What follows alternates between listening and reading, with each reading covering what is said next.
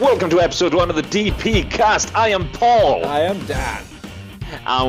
We're literally going to give you something a little fresh to the podcast scene. We're going to be doing a lot of hypothetical questions. We'll do a bit of talking in between it, and we'll talk about some film reviews and film news, and any gaming news that comes out. Well, if do you want to go and see any of this stuff, go on to our Twitter channel, what is at DPcasters, capital D, capital P, capital C. Anyways, guys, let's get right further on. Dan, how's your day been, buddy? Not too bad at all. I have had a very lazy day indeed. I have been playing Resident Evil on the PS1. And, yeah. Still at that grinder, dude. I am indeed, yes. It all started when some little shyster on YouTube you played through the game with just a knife. And I thought, wow, that's awesome. I'm going to try that. He made it look so bloody easy. And, first 5 minutes of playing the bloody game is, nom, nom, nom, nom, you have died. So, for the last week or so, I've been playing that game. Whereas this guy played it in 3 hours with a knife. I've been at it a week with everything. Now, you're gonna hate me when I say this. Yeah. I never played Resident Evil on the PlayStation 2. Oh. Never played it. Well, this is PlayStation 1. I'm trying to PlayStation 1, sorry. Yeah, but I'm using the PS2 to play it.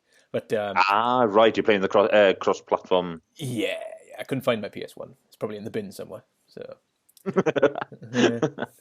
Yeah, I never go around to playing it. Maybe because I'm an absolute pussy when it comes down to freaking horror games. That's the only way I can describe it, to be quite honest. I just genuinely don't have a fucking horror bone in my body, because if it is, it's been scared out to me. It's like Dead Space all over again, isn't it? Oh, fuck a duck. Genuine, I still remember the days of that, where literally one of the boys just went, "Hey, mate, why don't you just go and play Dead Space 2? It's a demo out."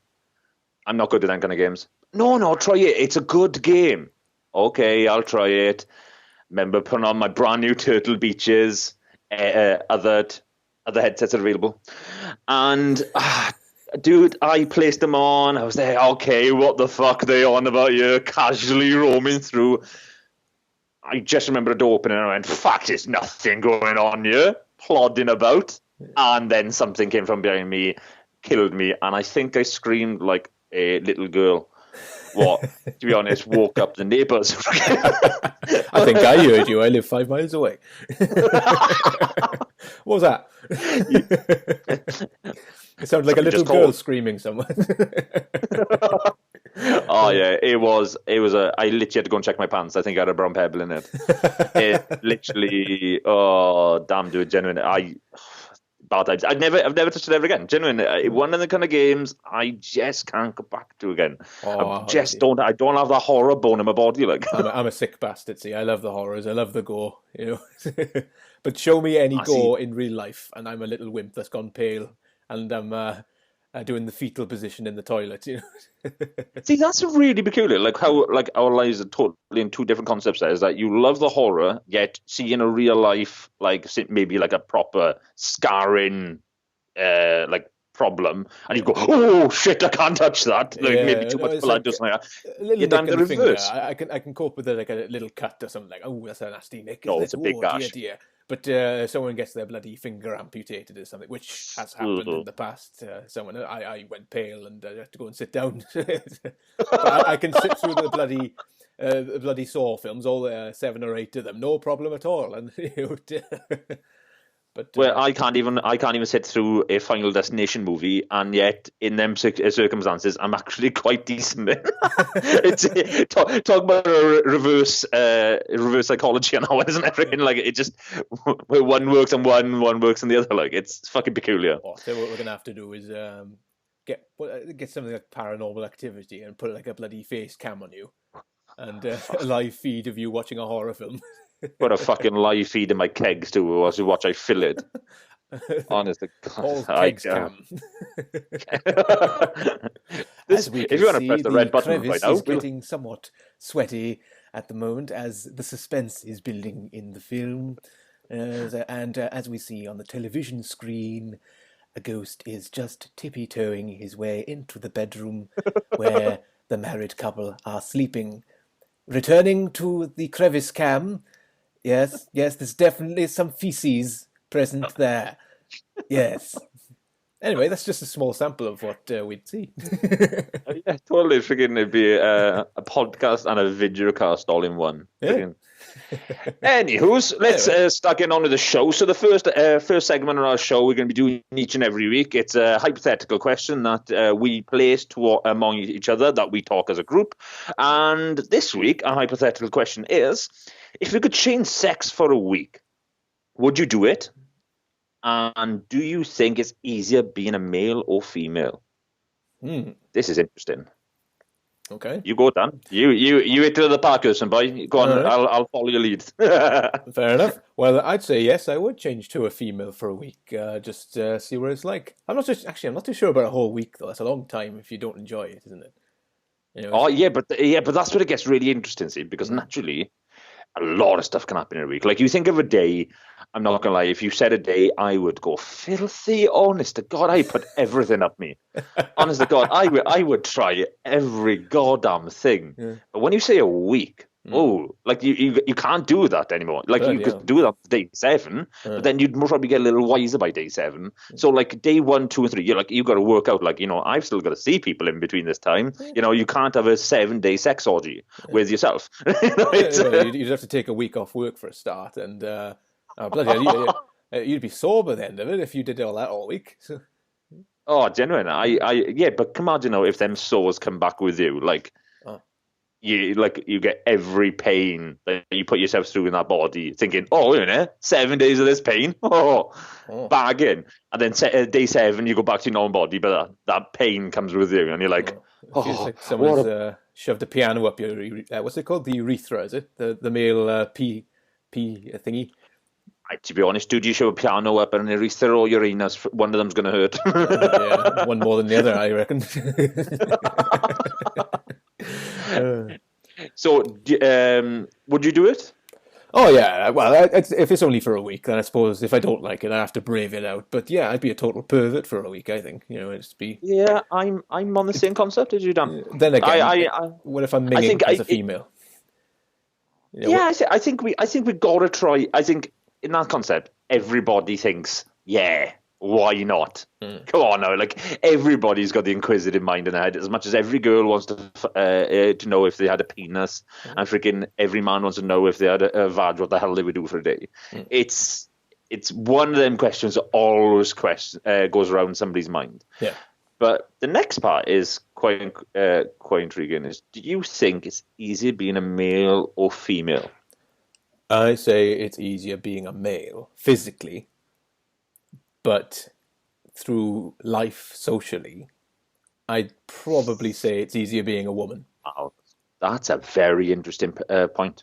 Yeah, no, Dan, I get you. It does have a bridge to either sector there, doesn't it?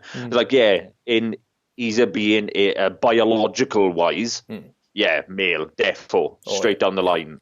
Being in a matrix lifestyle that we live in, that you know, everything is up front street, the way people look at you.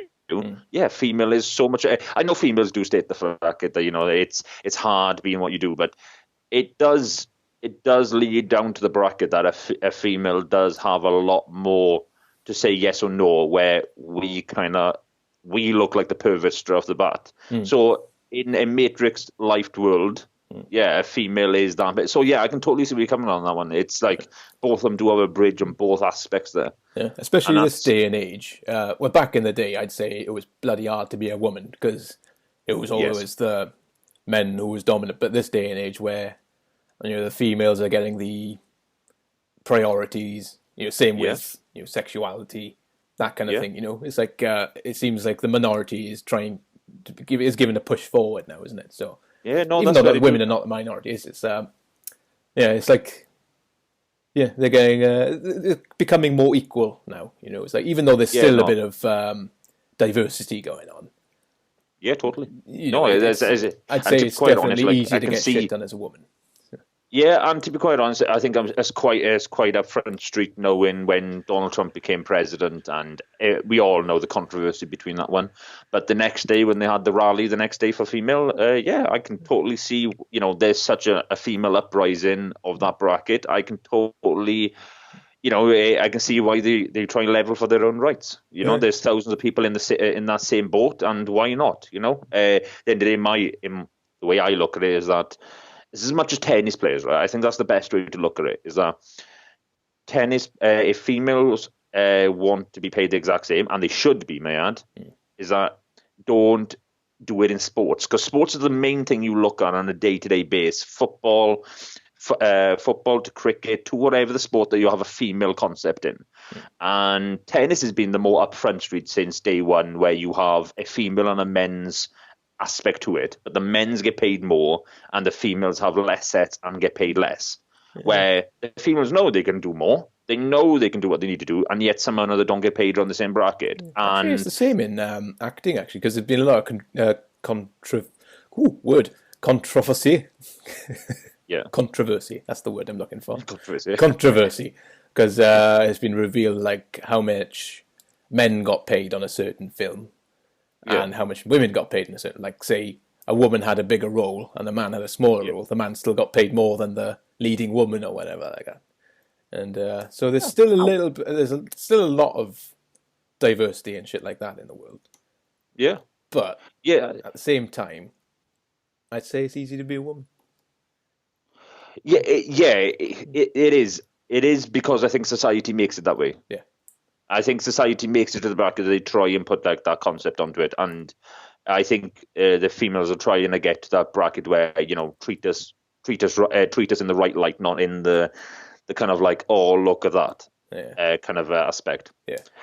I think we hit down the nail on that. I think we reviewed all that quite nicely. Yeah. Next segment we do, guys, we're going to be talking about film news and film reviews. Ooh. Now, me and Dan have been watching a good couple of movies. Now, episode 2, we'll talk about another movie we watched. We have a lot of stuff to talk about that one, but the first one we watched this week would be Doctor Strange. So we'll get onto that in a bit. But we've got some film news now. Dan, Yes. both of us see two different lights in this one. Yes. It's Suicide Squad. Right. Now, you see a light in it that you enjoyed the movie, you loved elements, you've watched the anime. Now, you get it from that aspect. I get it from the point is that I watched dabbles of stuff of a DC element. I do like Joker and Harley Quinn. They are one of my most favorite duos in a DC era. But I hated the movie. I love the concept of the Joker. I slowly got to love the character. I hated the way he was played. Okay. Now you live in a different aspect of that one. You see it from a different limelight to me. Yeah. And how do you feel how do you feel there's going to be a number 2? Firstly, well, I think number 2. Now that number 1's been done, and there's a lot of rumors in the grapevine that it was rushed. They didn't have time to do a proper job, basically. But number 2, now that number 1 has been, they can learn from the mistakes from the first one, what people didn't like, and they can implement better stuff in the second one. What worked in the first one, they'll probably bring forward to the second one and all that. Whoops. Yeah. And I'm looking forward to it. So I'm not chucking it in the bin yet. I'm thinking I did enjoy the first one, and I'm also aware that it's not the best film in the world. I enjoyed it, and I thought the film was I thought it was a very pretty film, especially on Blu-ray. It's like, oh, it's colourful. Oh. Now, see, okay. The movie was okay. It wasn't good. I wasn't a massive fan of it, but it was okay. You've got to literally get to a massively hated movie with me, and that's probably the only hated movie I've ever come across is the first Hulk movie. It was dreadful. But Ghostbusters for me. Oof. You went there, pal. Oh yeah, I've watched that movie. How bad is I boycotted it in movies, in the cinema, sorry, and then watched it on Blu-ray. And yeah, I've gone down that road. It was okay. Dan went down and hated every goddamn second. I think you walked out after 45 seconds of it. I 45 minutes. I won't be that mean. That's the thing, me. I'll give a film a chance. No matter how bad it is, I'll give it a chance. And usually I'll make it to the end. But Ghostbusters, I couldn't. I think about halfway through, I was at the edge of switching it off. I gave it another quarter of an hour, and once they started dancing, and I was like, "Oh, you just fuck off." That was a massive bracket to that movie. That so didn't need to be in it. No. So didn't need to be in it. But anyways, going back to Suicide Squad. Yeah. Do you know what? Do you know what? It really made me off because Harley Quinn looked goddamn brilliant in this movie. She was perfect in that film. Yeah, she hit on the nail, and that's why they're looking into having her in more movies beyond Suicide Squad 2 to where I can get an idea of.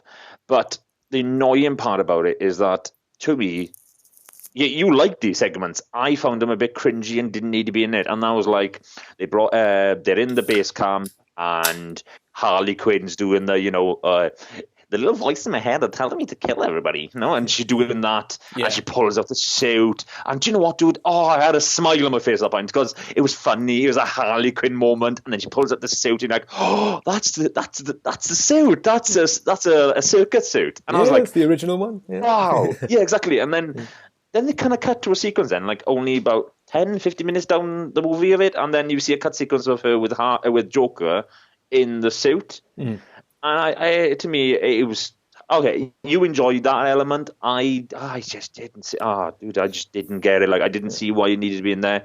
The club scene was a bit meh, and that's annoying because again, Joker in segments looked cruel. He looked evil, and we kind of haven't had a really, really evil Joker. Like, if you really think about it now, like but Heath Ledger was pretty damn evil, if you ask me. Would you say that, or would you just said he was an absolute nut? He's an evil nut. That's the thing you see. That's the thing. Dark Knight is just it's another bloody. Yes. It's another tier. That is. They got it the psychology of the Joker, what he's all about, pretty damn perfect in that. It was like, that's true. Because possibly the best Joker we'll ever see. He plays games with Batman. It's like because he wants Batman to kill him because he wants Batman to fail in his philosophy of I don't kill people. Yeah. And so it's just a no-win situation almost. It's like you can't kill him, but if he lets him live, he's going to carry on type thing. So yeah, I got to agree with you. That possibly the best Batman Joker sequence we've ever seen together. Yeah. On another note of Suicide Squad 2, obviously that comes along with that. Firstly, there's being a Suicide Squad 2, is that Mel Gibson might be possibly directing it. What? Now, that's a name you don't throw about quite often because the name doesn't scream, wow, look at that director. That screams, holy shit, what the fuck are you doing to this movie? Like, that's what it screams to me. Like, the only movie he's ever made a stupid amount of money on. Please, if I'm wrong, correct me on it, because I'm happy to be corrected. Yeah. But as far as I would recollect, the only movie he's done that's made multi-million pounds in a cinema network is Passion of the Christ. Yeah. Which he funded a lot of himself. It did well. Yeah, and to be honest, like, dude, I genuinely don't think he's done any more. He probably has done more. I just haven't seen it. Yeah. He has done some. I can't say I've seen any of them, but I might have and not realised. But I'm not going to chuck it in the bin quite yet. I'm going to, if they do go with Mel Gibson, I'm happy to give him a chance. Like, see what you come up with. I can see that. Because I got to say, I've seen Passion of the Christ. It's an odd film. I'm not overly religious, but. Yeah, I enjoyed it. I thought it was quite good, and it hit the Christian market, dude. He did something that literally some film directors have gone down and massively failed. He hit that Christian market like it's no man's business. So if you can do that to a DC market, fuck it, give him the rights. I will say he did bring in Passion of Christ. He did bring the trippy kind of eerie style to it a bit. So.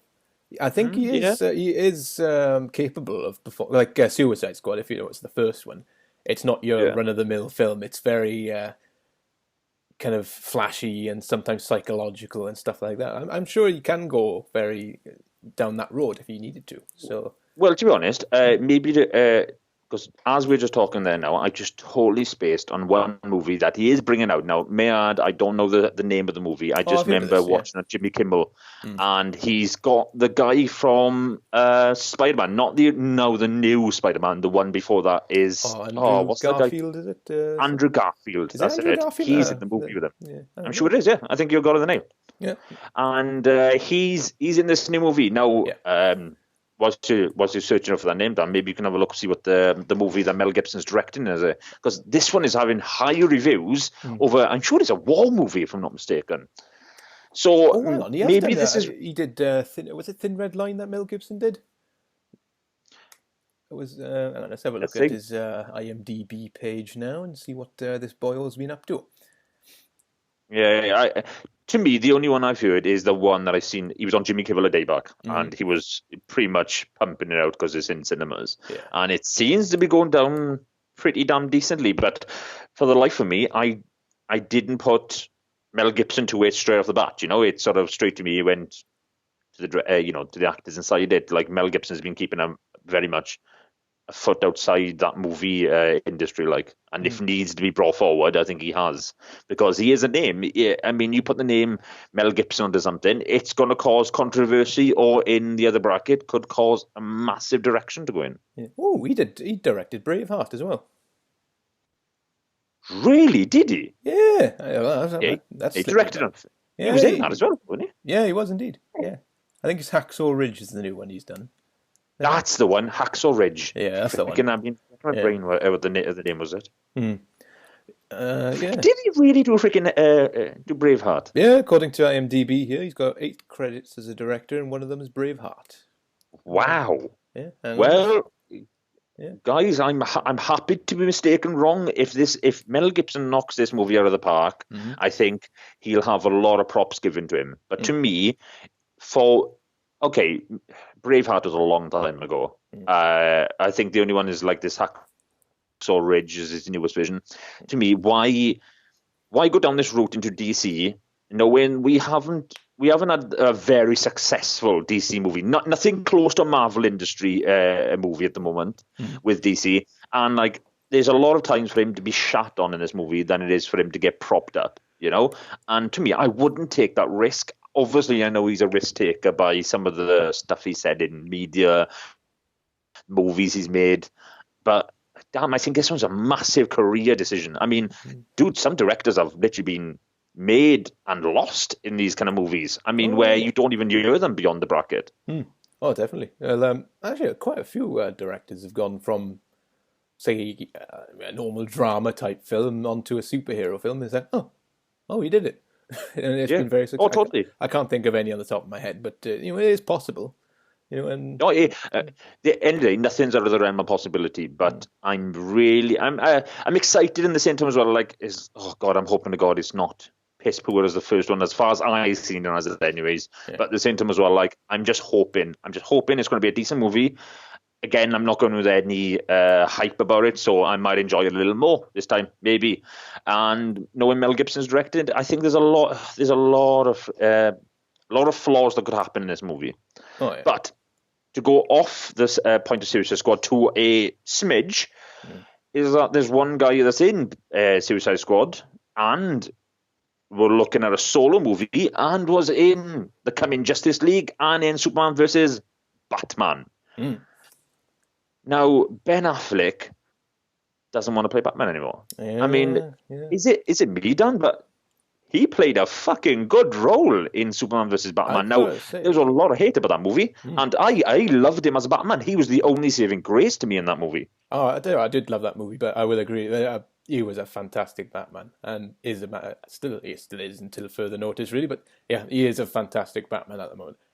And I remember I was jumping on the bandwagon with everyone when people were like, "Oh no, Ben Affleck is Batman. Have they not seen Daredevil and all that? And all that nonsense." I was like, "Oh god, here we go." But he has come a long way since Daredevil, and matured as a person, as an actor, and in looks as well. And I can see he's just a perfect choice for Batman. To be honest, Kevin Smith, I think, went down the right direction with it, where he went. Ben Affleck, for me, he went, is a perfect character. He's got that Davina kind of look to him, old school kind of the way he can look, dashing, and then you put a voice changer on him, he's going to sound incredible in the suit. And people are like, nah, that's not going to occur, it's not going to happen, he's going to be a rubbish Batman. You cannot do it genuine. We had exactly what Kevin Smith said. The suit looked incredible. It's the first Batman now, this is going to sound ultra freaking gay, but the symptoms are like the first Batman we've ever had that had a very muscular body. Now, where the suits are being constructed to make them look jacked, you can see in the movie they kind of went through that element of going, hey, this Batman isn't your original kind of Batman that we've seen. That Davina kind of like, I'll be like James Bond-esque kind of guy. That very trim look, toned, but nothing like sort of like I'm gonna literally go outside and kill every one of you. He has that kind of in that film. He really does. And you can see the way he's working out and stuff. It's just like he's doing pull-ups with bloody weights strapped around his waist, and it's like, god. And he looks like the proper Batman you get in the old cartoons, where he's like overly buffed up. You think, you never get a Batman like that. He came pretty damn close. He fucking well did. Genuine. To me, we seen the original, what every Batman should be at least getting close to, because that to me he felt like a superhero. He felt like the Batman that you would have if a Batman lived to this day and age. And if he felt like you could hold, like where the old Batman was like had a rugged kind of look to this guy, Ben Affleck just had that. You just kind of looked like if you went onto the streets, he was going to kick somebody's ass. It works so well in the Superman Batman movie. As much as there was hate towards that movie, it did work in it. And as I said, he was a saving grace for me in that movie. Massively saving grace. And then obviously he was in Suicide Squad as well. A little bit. He's in snippets of it, like, and he was okay in that. Again, nothing massive. Then I think the part that's really miffed a lot of people off is that he was told he could be directing the new solo Batman. Then it got taken away from him. Then he I think it was said that he didn't want to direct it anymore because he's tried acting and being in a film before, like a big role before, and it didn't go down well for him. I think it was him who said it. And so I think it was his decision to turn down directing. I don't think so, though. Genuinely, to what I get out of what occurred is that he pushed to what I can get. Please, if I'm wrong, lobby us in the comments. But he did push for the movie to be solo. He pushed for him to become the director of it. They said yes. Then kind of went behind his back and got a different director. He didn't like that director's point of view of the Batman solo movie. And now we're looking at Batman possibly leaving. Now, is it Ben Affleck throwing toys at the pram? Possibly not. The names have been thrown about. They're not coming to my head at this very moment, but they weren't, to what I can get any information of, weren't to his caliber for a Batman movie should have been. It's pretty much like stating Mel Gibson for a Suicide Squad 2. I mean, it's not giving anybody that, this movie's going to be amazing. There's controversy behind it. And I think that's what happened with the Batman solo movie. There's a lot of that going on these days. Like, I think the same thing's kind of happening with Deadpool. Cause, Deadpool 2, because the director for the first one, I don't think he's coming back to do the second one because... he did and got fired. Oh, right. Well, he's either fired or he left. He didn't like the writing of the... Yeah, because I think part of the team wanted to take it one direction. And he wanted to take it on a more serious, deeper thing. It's still funny, but I think the other side wanted to keep it, humorous and a bit silly, whereas he wanted to take it on a more serious route type thing. But he, which is, I don't know which one would be better, but yeah, it'd be intriguing to me. Deadpool was the love child of every movie you're going to see with swearing in it in a comic styled movie. Logan, X-Men, you name that concept now coming from an R-rated element. You now only can thank Deadpool for it. I mean, I can't wait for Logan. Dude, Logan looks amazing.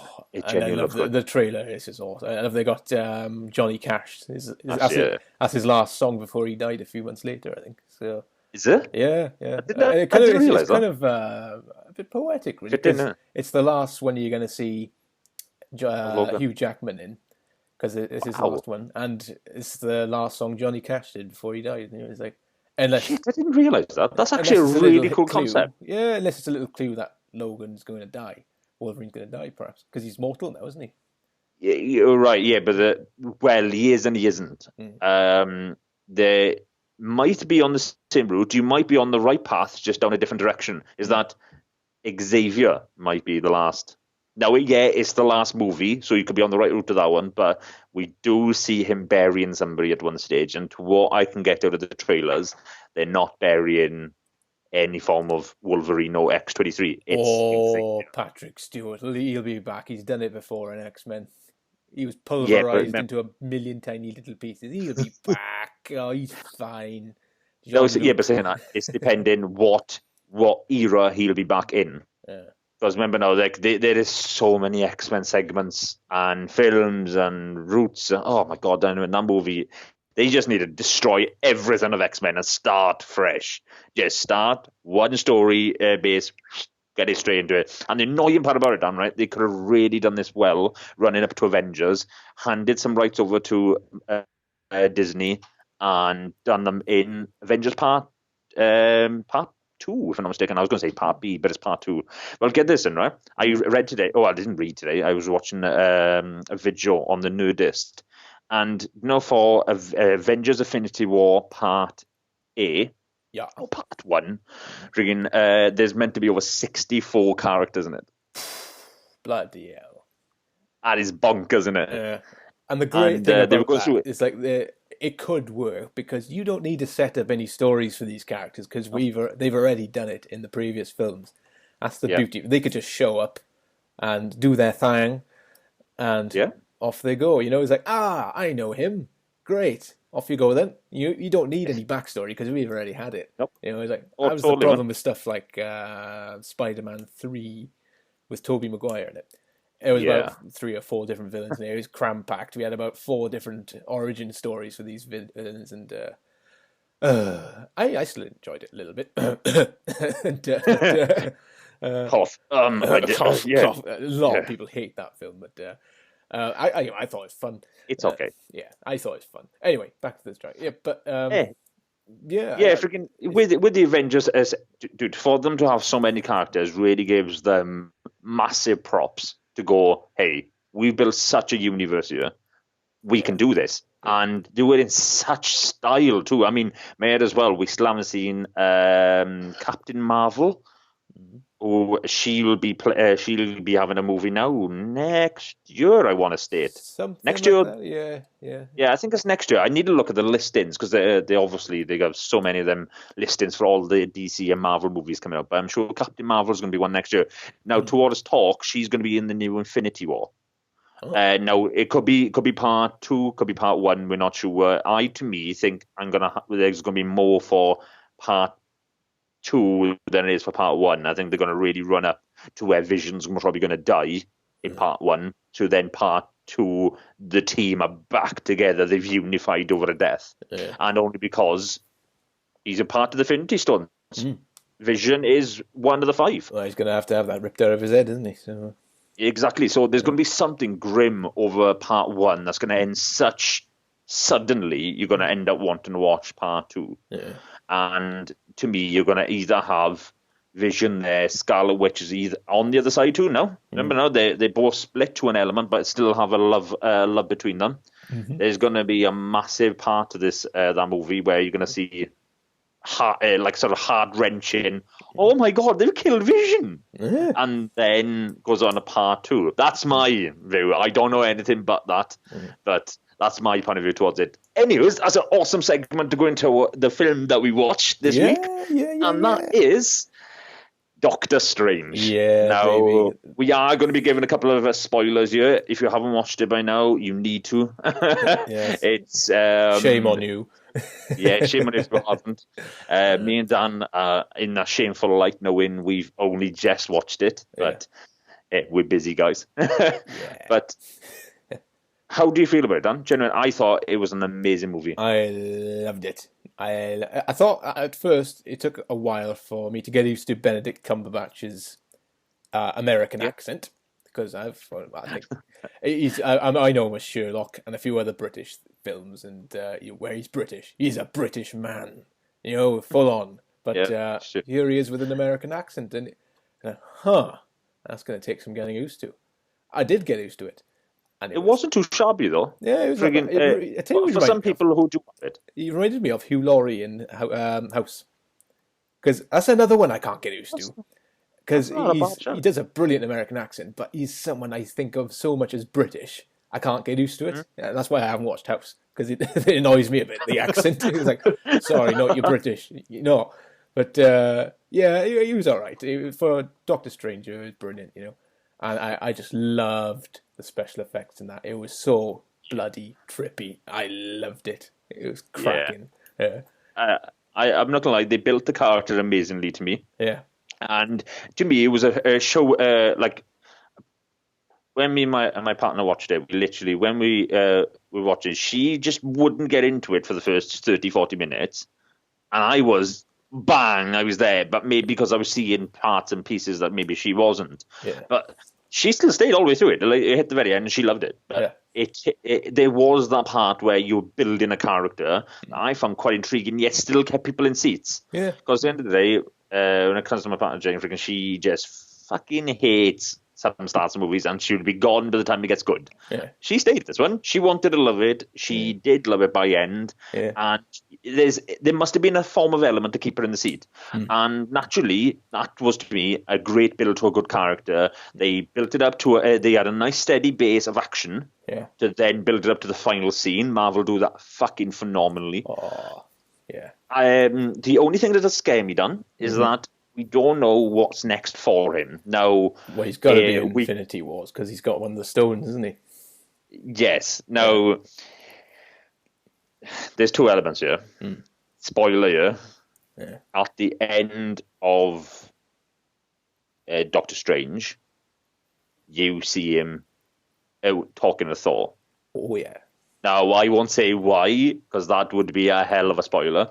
But it was also quite funny as well. So. Yeah, it We'll was. say that much. It was a funny little segment, but also a little wink to the next what's coming. Yeah. No, totally. Yeah. Well, yeah, firstly, you're right. He must be in Infinity War due to the stone.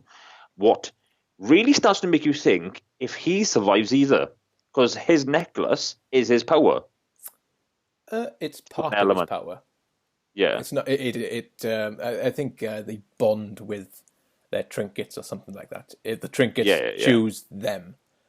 So he can do magic and stuff without it, but it is a big part of his power. Yeah, because it allows him to control time and stuff like that. So that's it. Yeah. What is pretty much a very dangerous thing to be playing with time. So true, and he might be the part. See, I don't know. Freaking to me, he could be the saving grace or the bomb that could happen to Avengers: Infinity War. Well, that's the thing. That's a very powerful stone to be having. If what's the name of the main bad guy now? I forgot his name now. Thanos. Thanos. That's one. He's got. Well, for the film to become complete, he's gonna have to have all the stones in his gauntlet, isn't he? So he's probably gonna have to have a fight with Doctor Strange to get that off him. Yeah. So yeah, no, I don't think they'd kill him off, because they've got. Let's face it, they're gonna have to kill Vision. They can't kill off Doctor Strange. So plus, he's probably got more films coming up. I'm just hoping for this, right? I'm just hoping they don't do this one. It'll be in concept. It sounds amazing. In movie wise, I don't know how well it'll play over. Is that Loki ends out being on the good side, helping Thor, because that Loki wants to have more power in a bigger universe without Thanos in it. Yeah. And what he does is he uses his trickery to get the necklace off Doctor Strange and hands it to Thanos as like, look what I'm giving you, Thanos. Takes the gem, because Loki can do that, and it goes into the Thinty Glove, but the Thinty Glove, as it's powering up, fails because it isn't actually the necklace. Yeah. And Doctor Strange is wearing it, but it's been hidden by Loki's power. And then what happens is Doctor Strange time loops the amount time loops where what you can do with time because we've seen it in Doctor Strange itself, and Vision comes back to life. You fill it up with hard-boiled sweets. It's like, here you are. Like, wait, why isn't it working? We got all the stones. The hard-boiled sweets, you jackass. It's like, damn you all. But they're so delicious. but to me, see, that's something that they might actually go down. And like, I don't mind it in concept. I just don't know how well it'll play over. If they played it over well in the movie, I give them full props. But you'd fill it up with Haribo, you would, wouldn't you? Oh, Werther's original, pal. Forget. Ones are going to be in your grandfather's pocket for about 2 years. Covered in fluff. Anyways, guys, this wraps up the first episode with us. It's been a pleasure to talk to you guys. And if you want to get a hold of us, please. Yeah, we are. We're all done. Oh, we'll catch you guys in episode 2. And if you want to get a hold of us on Twitter, get a hold of us at DPCasters, capital D, capital P, capital C. And we will catch your ass next week. See you next week.